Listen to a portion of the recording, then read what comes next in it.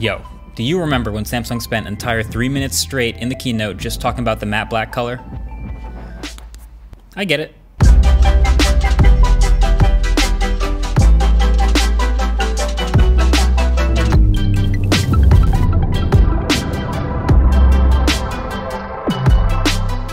Hey, what's up? MKBHD here, and this is a Samsung Galaxy S21 Ultra, and it's an incredibly good phone, I gotta say. Now, the thing is, not only does it do a lot on paper, because we already know about the big numbers, the huge specs, the Ultra story, that's all still here, but it does a lot of stuff that doesn't show up on the spec sheet. A lot of subtle tweaks and changes that turn this from a really good phone to a great one. So of course, I gotta start with the finish because, well, I've been saying matte black everything for a solid couple of years now, to the point where it's on a shirt.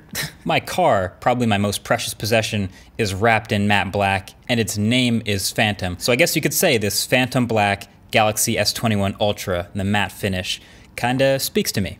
And like I said, it's not gonna be on the spec sheet, but this is a really nice finish. It's a really very clean, flat, smooth black finish on glass, and then with a slightly different texture on the metal housing around the cameras, and then it turns into your typical glossy black around the edges. But just the whole look of this phone to me is very intentional. I'm on record saying I actually really like it, and that was my first impressions video, and I'm sticking by that. Just the way the camera module curves into the body of the phone, the way it looks like an overlay of another S21 Ultra on top of the first one. Really, the worst thing about it is that it's still uneven, so it still rocks on a table, but everything else about this design, I think, is as good as it gets. I was kind of worried it would look great out the box actually, and then just collect a ton of fingerprints and look awful, but this matte black has been shockingly good at rejecting fingerprints, so that's sweet. Something you might have noticed also is Samsung has the carbon fiber weave in the camera module for like every other color of this phone, except for Phantom Black for some reason. But luckily for less than $2, channel sponsor D-Brands got you covered with a carbon fiber camera skin, so you can still get that look.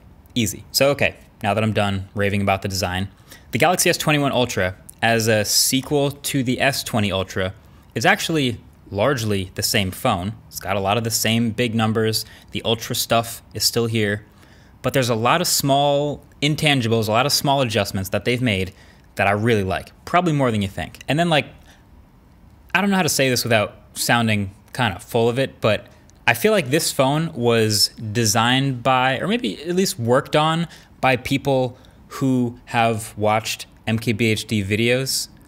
Does that make sense? Like there's a lot of things in here, and of course there's a lot of people out there who have the same tastes and will like a lot of these changes in any phone. But yeah, this exact phone feels more like an MKBHD edition phone than any phone I've ever reviewed. So you gotta start up front with that display. This has been a strength of Samsung and their phones for years, so you can expect good stuff, and you see that with the improvements on paper, right? This is a huge OLED that will finally do 1440p resolution and 120 Hz at the same time. It gets even brighter, up to 1500 nits tops, so it's viewable in pretty much any conditions.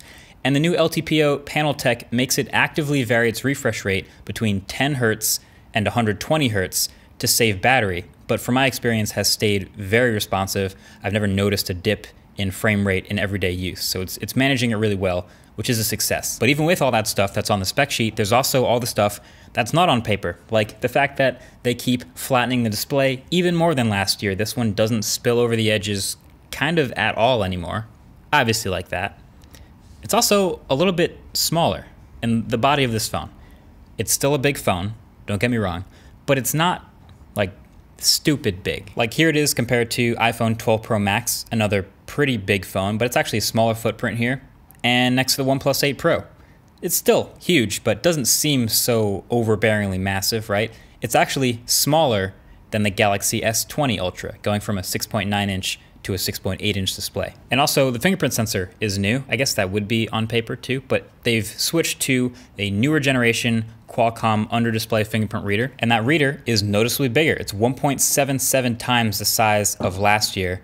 I didn't notice it being any faster, even though it claimed to be, but just the larger sensor area by itself makes the experience of using the fingerprint sensor all the time much less frustrating. I have less failed attempts. It feels less finicky.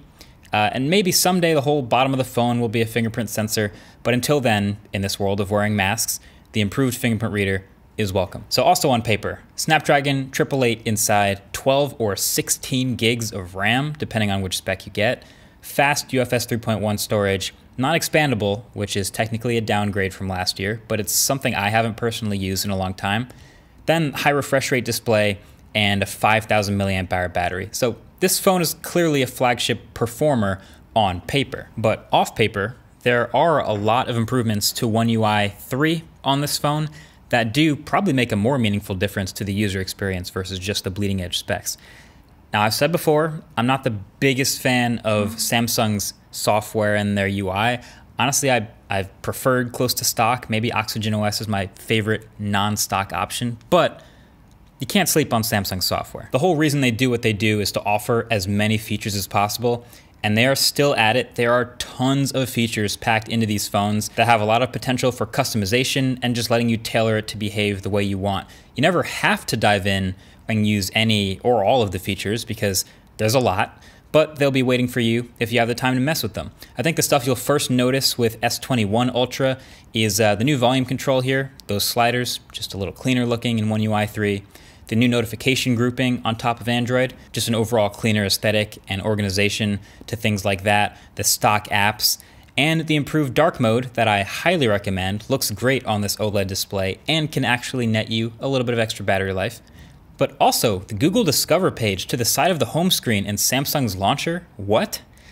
Who told them to do that? I did not see that coming, but hey, if I worked at Samsung and I kept asking for a Google Play edition for all these years, I guess we know that's probably never going to happen again, but this is a little taste of that. It's as close as it's going to get. I do kind of wish the search box showed up over here too, like it does in the Google app, but hey, this is solid, and I guess if they let me map Bixby to Google Assistant all over the phone, that would have been the cherry on top. But anyway, speaking of battery, we again have an Ultra number.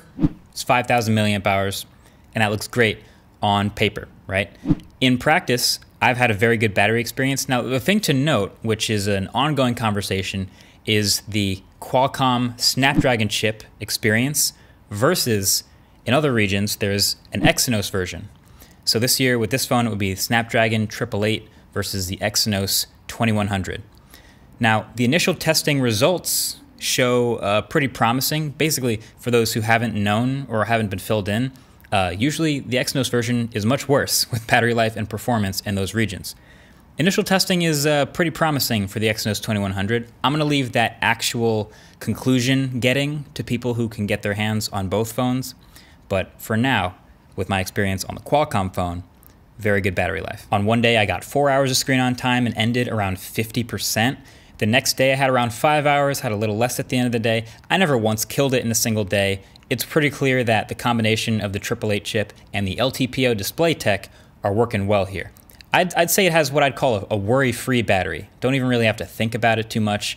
With some super heavy use and navigation and bright screen outdoors all the time and gaming, taking lots of photos and videos, then maybe you'll get to the end of the battery. But hey, while we're here, let's talk cameras. They are a big part of the Ultra phone experience, both figuratively and literally speaking. So they hit all the check boxes of big Ultra numbers again, 108 megapixels, 100 times zoom, 8K video, all that stuff is still here. I would say the experience has actually changed more than the photo quality. Photo quality is still roughly what we'd expect from a high-end Samsung phone, and I'll get to that in a second, but there are more changes to how you get to that photo and video that are better. There's countless examples of this. So right when you first open the camera app, Samsung asks you if you want to take natural or bright selfies instead of just defaulting to bright all the time. I'm glad they added that option. They didn't have to, but that results in much more natural selfies from that 40 megapixel camera for someone like me with my skin tone right off the bat instead of having to mess with the exposure slider. Then the 100x space zoom, which yes, is definitely extreme and probably still a gimmick to most people. It got a lot more stable and easier to use thanks to the subject locking in the viewfinder. So now when you're zoomed all the way in on something, the camera tries to identify the subject of the photo you're taking and locks the viewfinder to track that instead of shaking around so much. It is slightly annoying when you're like locked onto something that's not quite what you're trying to shoot, and then you have to try to adjust it, probably zoom out and zoom back in. But when it correctly picks your subject, it's great. The results are still insane and not super usable, but hey, if you were using 100x before, you'll be happier with how much easier it is to use in this new version. You of course have the laser autofocus added to fix the autofocus issues we saw with the S20 Ultra, and I'd say in 75% of cases it works. It sometimes still humps a little bit with the really close-up subjects, but for the most part it's solved. And then the camera app also now auto-detects when you're trying to take an extreme close-up and switches to macro. But it's not a separate macro camera, as you may have noticed. This phone doesn't have one because it doesn't need one. It uses the ultra-wide camera, which has autofocus and a super close minimum focus distance. So it actually takes really solid quality macros. And it does 4K 60 FPS video from all the cameras now, including the selfie camera, and it'll shoot 12-bit RAW photos in Pro mode, which is an awesome capability that I'll probably rarely actually use personally, kind of like the 108 megapixel mode, but it's definitely a nice to have. They even added things like the director's view, which lets you record video from multiple cameras simultaneously, which is enabled by the Snapdragon 888, potentially really useful for vlog style shooting.